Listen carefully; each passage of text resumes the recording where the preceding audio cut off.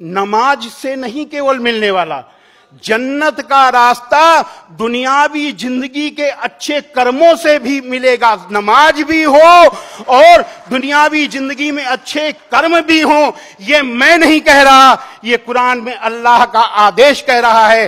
कुरान के सूरा 2 आयत नंबर 112 में है, जिस किसी ने अपने आप को अल्लाह के सुपुर्द कर दिया और उसका काम भी अच्छा से अच्छा हो तो उसका बदला उसके परवरदिगार के पास है।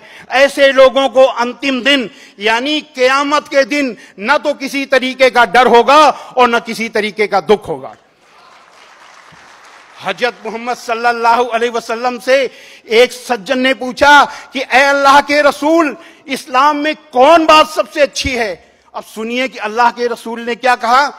भूखे को खाना देना और जान पहचान और गैर जान पहचान दोनों को सलाम करना, यह इस्लाम की सबसे अच्छी बात है। अब इससे बड़ी भलाई, इससे बड़ी अच्छाई और क्या हो सकती है? अब यहां पर कुछ लोगों के दिमाग में यह चल रहा होगा कि इस्लाम में इतनी अच्छाई है तो स्वामी जी जिहाद क्या है? जिहाद के बारे में हम ज्यादा नहीं बताएंगे क्योंकि समय कम है। हम केवल उसकी परिभाषा बताएंगे जिससे कि कुछ लोग समझ लें, जिनके दिमाग में चीज चल रही हो। इस जिहाद की परिभाषा है कि असत्य, अन्याय, अत्याचार का विरोध करने के लिए और अपनी जीवन की रक्षा के लिए किया गया हर तरह का प्रयास जिसका अंतिम विकल्प युद्ध है, जिहाद है। यानी असत्य, अन्याय, अत्याचार और अपने जीवन की रक्षा के लिए जब सारे प्रयास समाप्त हो जाएं, बातचीत के सारे रास्ते बंद हो जाएं, तो जो अंतिम विकल्प जो युद्ध होता है वो जिहाद का युद्ध है। ये है जिहाद। और इसी से आप समझ लीजिए कि इस्लाम लड़ाई का मजहब नहीं है, इस्लाम बदला लेने का मजहब नहीं है, इस्लाम दिल जीतने का मजहब है। इस्लाम में भलाई का इस्लाम में बुराई का बदला बुराई नहीं, इस्लाम में बुराई का बदला भलाई है। हमें यहां कुरान की मजीद की एक आयत याद आ रही है। कुरान मजीद के सूरा 41 आयत नंबर 34 में है, भलाई और बुराई बराबर नहीं हो सकती, तो लोगों की सख्त बातों का ऐसे तरीके से जवाब दो जो बहुत अच्छा हो। ऐसा करने से तुम देखोगे कि जिसमें और तुम में पहले दुश्मनी थी अब वो तुम्हारा गहरा दोस्त है। हजरत मोहम्मद सल्लल्लाहु अलैहि वसल्लम पर कुरान उतरी, उतरने के बाद आपके कर्मों में उतर गई, उतरने के बाद आपके दिल में उतर गई और दिल में उतरने के बाद आपके कर्मों में उतर गई। आपके एक एक काम अल्लाह के हुक्म के अनुसार हुआ करते थे। आपका एक एक कदम अल्लाह के हुक्म के हिसाब से बढ़ता था।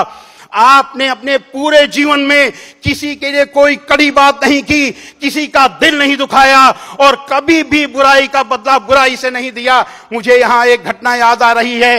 एक बुढ़िया माई, आप जिस रास्ते से जाते थे वो बुढ़िया माई वो गैर मुस्लिम थी, वहां पर रहती थी, वो इतना चिढ़ती थी कि आपके ऊपर कूड़ा फेंकती थी।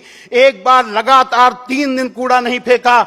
हजरत मोहम्मद सल्लल्लाहु अलैहि वसल्लम ने सोचा कि बुढ़िया माई कहीं बीमार तो नहीं हो गई, उसने मेरे ऊपर 3 दिन कूड़ा नहीं फेंका।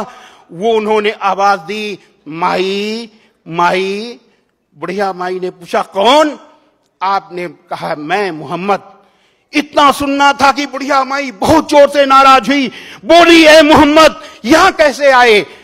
आपने कहा माई आपने 3 दिन से मेरे ऊपर कूड़ा नहीं फेंका, मैंने सोचा कहीं आप बीमार तो नहीं हो गई, मैं आपको देखने चला आया।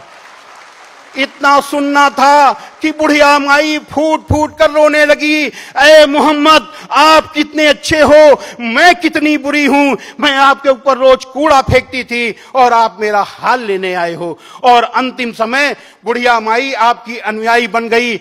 हजरत मोहम्मद सल्लल्लाहु अलैहि वसल्लम ने बुढ़िया माई की बुराई की वजह से बुढ़िया माई से लड़ाई नहीं की, बुढ़िया माई से बदला नहीं लिया, बल्कि अपने अच्छे आचरण अच्छे अमल से बुढ़िया माई का दिल जीत लिया। हजरत भलाई और बुराई बराबर नहीं हो सकती, तो लोगों की सख्त बातों का ऐसे तरीके से जवाब दो जो बहुत अच्छा हो। ऐसा करने से तुम देखोगे कि जिसमें और तुम में पहले दुश्मनी थी, अब वो तुम्हारा गहरा दोस्त है। हजरत मोहम्मद सल्लल्लाहु अलैहि वसल्लम दुनिया के सबसे अच्छे इंसान थे। ऐसा ही इंसान न कभी पैदा हुआ है और न कभी पैदा होगा, न भूतो न भविष्यति। ये है इस्लाम।